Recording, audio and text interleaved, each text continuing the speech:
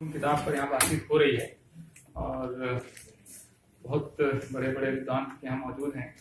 मेरा चूंकि ये विषय भी नहीं है तो एक तरह से इंक्रोचमेंट करता हुआ मैं आपको शायद नजर आऊं, तो पहले से ही एक बहुत बड़ी सी अंडरलाइन की गई माफी की ये मेरा विषय नहीं है। और इस किताब को लगभग मैंने पूरा देख लिया है, पढ़ लिया है, और कोई सिंहावलोकन या पता नहीं सर कर रहे थे वो भी नहीं किया है, मतलब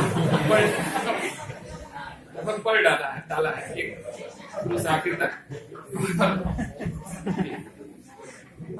मुझे किताब महत्वपूर्ण इसलिए नहीं लगती है कि ये किताब मध्यकाल के साहित्य को झांकती है और वहाँ कोई प्रगतिशील तत्व वहां से ढूंढ रही है और उसको लेकर ही मैं अपनी जो टिप्पणियां हैं, बल्कि क्योंकि ये प्रश्न करती हुई किताब है, बहुत सारे सवाल खड़े करे, जो आपने भी कहा कि ये पुस्तक जो है वो जितने जवाब दे रही है उससे बहुत ज्यादा प्रश्न कर रही है। और बहुत सारे आप इसको पढ़ेंगे तो निश्चित रूप से लगेगा कि आपके दिमाग में बहुत सारे प्रश्न उठेंगे, बहुत सारी परिभाषाएं जो हैं वो चैलेंज होंगी।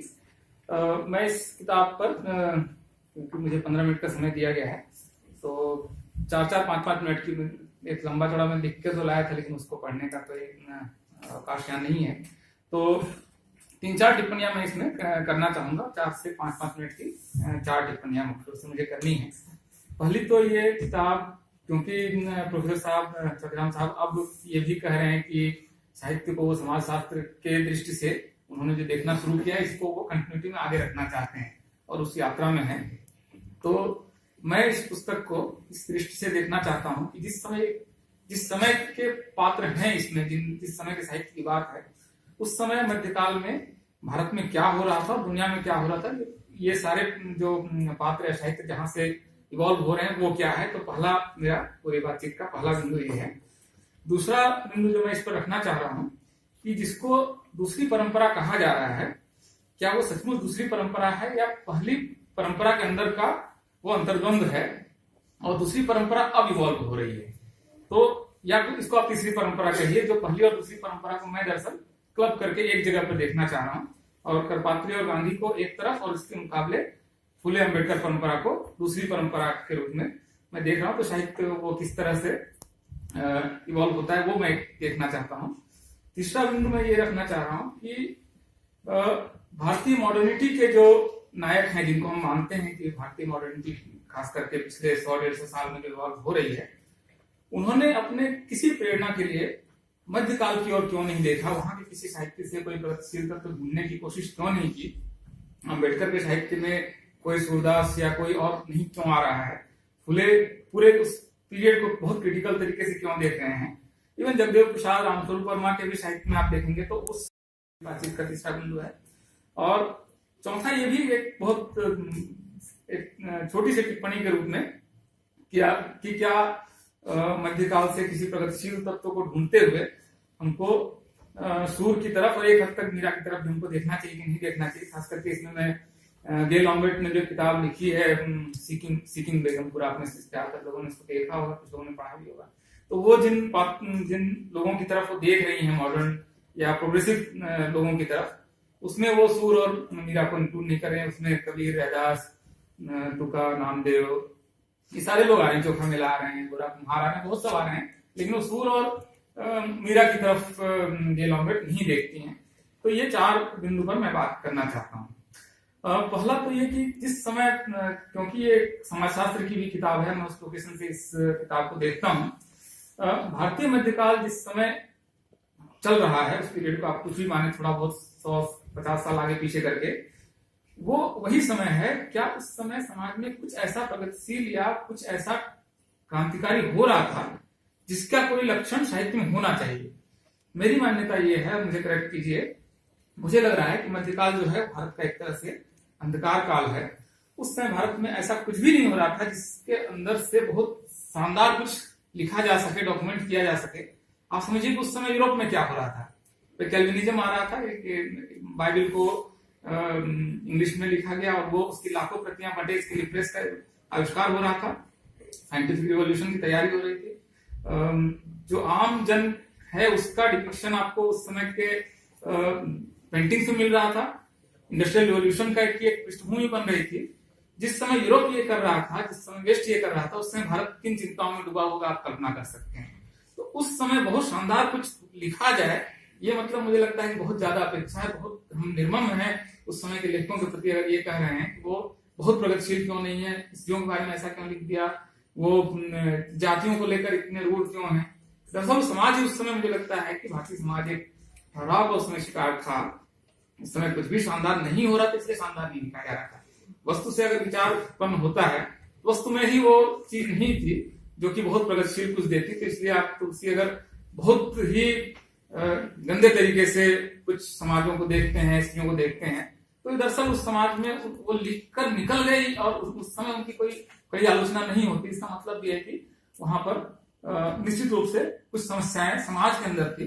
तो समाजशास्त्रीय तरीके से अगर देखें तो ये उस समय के समाज की समस्या थी जो उस समय के साहित्य में आती है। वो रामचंद्र शुक्ल वगैरह की समस्या नहीं है। दरअसल उन्होंने, मुझे लगता है कि उसको वो ये दरअसल उस समय के बाद जिसको हम दरअसल भारतीय मॉडर्निटी कहते हैं, जिसको भारतीय आधुनिकता कहते हैं, वो भी दरअसल बहुत प्रॉब्लमेटिक है। ये मतलब आप समझिए इसको इस तरह से कि एक बहुत शानदार टेक्नोलॉजी आती है, इंटरनेट का आविष्कार होता है, अमेरिकी डिफेंस एस्टेब्लिशमेंट उसको लाता है और उसके बाद इतना कुछ हो रहा है, सबसे आधुनिक तकनीक।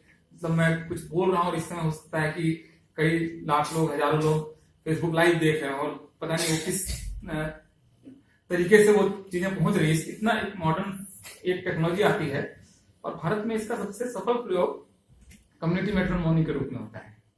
मतलब हम मॉडर्निटी का भी कुछ बना देते हैं बहुत अजीब तरीके से। उस मॉडर्निटी का हम सबसे शानदार एक मैंने तो एयरलाइंस के कॉकपिट तक में वो गणेश की मूर्ति भी चिपकाते हुए देखा, जिससे वो हमें पहुंचा देंगे किसी डेस्टिनेशन तक। ये समस्या असल में मॉडर्निटी की भी समस्या है असल में। जैसे बंबई में एक जिस समय मिल मजदूर जाता है, जिसको कई लोगों ने उसका डॉक्यूमेंट भी किया है कि वो एक समय मिल मजदूर है, इसके नाते उसको सर्वहारा होना चाहिए और उसकी चेतना होनी चाहिए। लेकिन वो गांव में पहुंचकर ठाकुर साहब या भुनियार साहब या यादव साहब भी है या यादव भी है, उसके बाद वो गांव में उसके कृषि संबंध भी हैं, वो छूट नहीं रहा है असल में। वो एक तरह से जैसे आदमी का बन जाना, अगर आप डार्विन को सही मान रहे हैं, तो पूंछ का छूट जाना होना चाहिए एक समय के बाद। तो भारतीय मॉडर्निटी जो है वो अपनी पूंछ को, दुम को साथ लेकर चलने वाली मॉडर्निटी है कि हम बहुत आधुनिक हैं लेकिन उसके साथ साथ हम पीछे की चीजों को भी लेते हुए चलते हैं। हमारा असल में सोसाइटी जो बनना चाहिए वो अभी भी कम्युनिटी लाइफ के साथ उसका जुड़ाव है। तो इस समय असल में जो साहित्य के अंदर अभी भी कुछ लोग तुलसी में प्रगतिशीलता तो ढूंढ रहे हैं। प्रगतिशीलता पता नहीं कहां से वो दिख रही है, सिर्फ इसलिए कि वो शायद दो भाषा में लिख रहे हैं इसलिए वो प्रगतिशील है, या जो भाग्यवाद और अवतारवाद को मानते हुए भी सूर भी प्रगतिशील हो सकते हैं, उसके अंदर भी प्रगतिशीलता ढूंढनी है।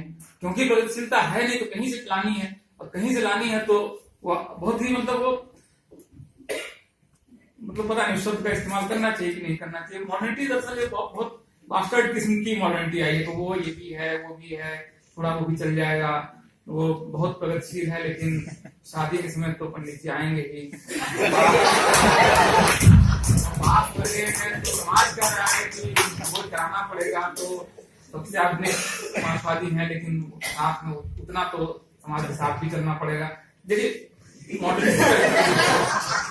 मॉडर्निटी को कायदे से, परंपरा से टकराना चाहिए, यही मॉडर्निटी की पहचान है।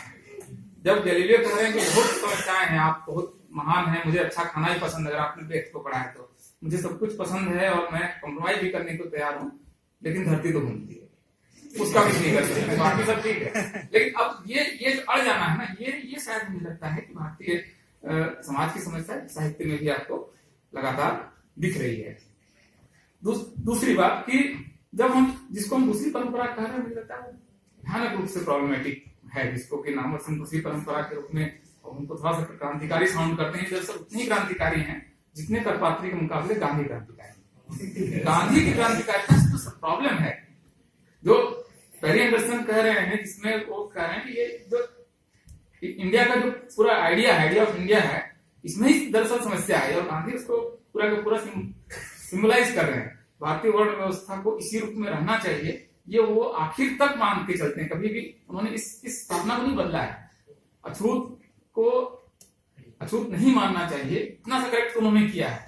और भारतीय समाज में सबको स्थान मिलना चाहिए, लेकिन वर्ण व्यवस्था को उन्होंने खारिज कभी नहीं किया है। वर्ण व्यवस्था को खारिज करते हुए शायद गांधी जो स्वीकृति है वो खत्म हो जाती है। तो अब हमको लगता है कि एक बार बहुत गंभीरता से इस बात पर विचार करना चाहिए कि जिसको नामवर सिंह दूसरी परंपरा कह रहे हैं, वो पहली परंपरा के अंदर के अंतर्विरोध तो नहीं है, और दूसरी परंपरा की वो परंपरा तो नहीं है जो कि आपको कबीर से लेकर रैदास तक और आगे वो अम्बेडकर तक और फिर आपको और आगे तक आप ले जाइए और लोगों तक, कर्पूरी ठाकुर तक, और बाद में आप डीपी मंडल तक ले आइए, जो मतलब समाज को जैसा चल रहा है वैसा न चले, और ये यहाँ से कोई प्रस्थान बिंदु जहाँ से वो समाज एक मतलब 99 डिग्री तक उबलने के बाद थोड़ा सा एक बढ़ जाए जहाँ पर वो उसका द्रव्य गुण बदल जाए, तो समाज का द्रव्य गुण बदल जाए, इसकी स्थापना जो लोग कर रहे हैं, हमको क्या उनकी तरफ नहीं देखना चाहिए कि ये दूसरी परंपरा है? और अगर वो पहली और दूसरी परंपरा का स्थान अगर ऑलरेडी उन्होंने कैप्चर कर लिया है नामवर सिंह और हरजाई प्रसाद द्विवेदी ने, तो तीसरी परंपरा की बात होनी चाहिए। वो अगर भाई शुक्ल और द्विवेदी अपना बांट चुके हैं पहली और दूसरी तीसरी परंपरा की बात मेरे ख्याल से होनी चाहिए। और तीसरी परंपरा है असल में कहाँ पर अम्बेडकर आपको देख रहे हैं? किसी मध्यकाल के किसी महान व्यक्ति की तरफ नहीं देख रहे हैं, उनको नहीं जरूरत पड़ रही, बहुत निर्मम है। वो लगातार कह रहे हैं कि जितने जो ग्रंथ हैं उनको अगर आप नहीं जलाते हैं हिंदू धर्म को आप नहीं बचा पाएंगे। एनालिसिस ऑफ कास्ट में वो डायलॉग अछूतों के साथ नहीं कर रहे हैं, वो अपर कास्ट हिंदू के साथ कर रहे हैं। वो भाषण आपको जात पात तोड़क मंडल जो सवर्ण हिंदू है उनकी सभा में देने के लिए उन्होंने लिखा है, और उसमें साफ साफ कह रहे हैं कि इन सारे ग्रंथों से आपको मुक्ति पानी होगी अगर आपको हिंदू धर्म बचाना है। तो उनके लिए कोई बहुत शानदार पीछे की तरफ मुड़ के देखने के लिए नहीं है अम्बेडकर के पास, कुछ भी नहीं देख पा रहे हैं। एक बार भी आप उनको पूरे ग्रंथ में नहीं पढ़े हैं, लेकिन काफी सारा अम्बेडकर मैंने पढ़ा है। मुझे अम्बेडकर कभी पीछे मुड़ के देखते हुए नहीं नजर आते हैं कि मध्यकाल में कुछ प्रोग्रेसिव ढूंढा जाए, ये कोशिश नहीं है, खुले में नहीं है। तो ये एक दूसरी बात है जिसको मुझे लगता है कि मुझे मालूम है कि मेरे कहने से कुछ होगा नहीं, और आप लोग दूसरी परंपरा अगर किताब में पढ़ रहे हैं तो पढ़ेंगे, और वही नहीं लिखेंगे तो फेल भी होंगे, वो आपकी दुनिया है मुझे मालूम है। लेकिन ये भी है कि किसी परंपरा की खोज की दरअसल जरूरत है, तो परंपरा ऑलरेडी है, बड़ी लाइन है। इस समय अगर दलित साहित्य के स्टॉल सबसे ज्यादा भीड़ जुटने लगी है, तो तीसरी परंपरा जिसको दूसरी परंपरा में कह रहा हूँ उसकी स्थापना एक लेवल पर हो चुकी है, और वो चीज आगे बढ़ी। तो मुझे लगता है कि मैंने अपना समय पूरा किया। एक सिर्फ और आखिरी बात जो मैं कहना चाहता हूँ, इस किताब को पढ़ते हुए मुझे एक चीज का और ख्याल आ रहा है, जिसको जो मैं अपनी मास कम्युनिकेशन की ट्रेनिंग से मुझे लगता है कई बार चीजों को आप जिस रूप में इमेजेस आप जो बनाते हैं वो बहुत महत्वपूर्ण है। लोक और वेद को जब आप आमने सामने दो चीजों के रूप में आप स्थापित कर देते हैं, तो अपने आप में ये जो टाइटल है इसमें एक क्रांतिकारी अंतर वस्तु है। ये टाइटल, इस टाइटल के साथ शायद पहले किताबें और भी लिखी गई होंगी, लेकिन इसी पीरियड की किताब है। इस पीरियड में, ये इस कालखंड में ये बातचीत होनी शुरू हुई है, और जिनको कि आप साइड के विमर्श कह रहे थे, जो मतलब आप सर कह रहे हैं कि नेम ड्रॉपिंग नहीं करना चाहिए, लेकिन जो हाशिए के विमर्श हैं उनकी मेन स्ट्रीमिंग का समय है। ये असल में आप देखिए 1960s के बाद से ग्लोबली फेमिनिज्म आता है, बहुत पुरानी चीज नहीं है। लगता है कि कितना पुराना विमर्श है और किस हद तक स्थापित हो गया। तो मुझे लगता है कि ये दलितों के सवाल, दलितों के अंदर और भी अस्मिताएं हैं उनके सवाल, आदिवासियों के प्रश्न, पिछड़े इलाकों के प्रश्न, गांवों के प्रश्न, ये जो साइड के प्रश्न थे और मेन स्ट्रीम को बहुत मुश्किल से 3.5-4% या 6% आप मान लीजिए हिंदू अपर कास्ट मेल का जो विमर्श है। हिंदू अपर कास्ट मेल कितना बड़ा तो वो स्पेस है। आपको टोटल इंडियन स्पेस में मुझे लगता है कि आप उसको बहुत क्वांटिफाई करेंगे तो बहुत लिबरल हो जाएंगे संख्या के हिसाब से, तो 5 या 6% का वो विमर्श है, मतलब हिंदू अपर कास्ट मेल। उस कैटेगरी में ही पहली दूसरी सब वो निपटा चुके। तो मुझे लगता है कि अब ये जो बाकी करीब सवर्ण महिलाओं को मैं इस स्पेस में मान रहा हूँ, प्रतिरोध वाले स्पेस में, हाशिए की विमर्श में, तो ये स्पेस बहुत बड़ा है। और यहाँ के प्रश्न की मेन स्ट्रीमिंग न हो, और वो 2017 में भी ना हो, और इस समय जो टेक्नोलॉजी वगैरह सब कुछ है तो ना हो, इसका कोई कारण नहीं है। मुझे लगता है कि उस समय ये किताब बहुत महत्वपूर्ण हस्तक्षेप कर रही है, बहुत सारे सवाल खड़े कर रही है, और इन प्रश्नों पर और बातचीत होगी इसी उम्मीद के साथ। और मैं तो ये उम्मीद कर रहा हूँ कि प्रोफेसर चौधरी यादव अपनी इस यात्रा को बहुत आगे और बढ़ाएंगे और नई नई किताबें आएंगी। इसी कामना के साथ मैं अपनी बात खत्म करता हूँ।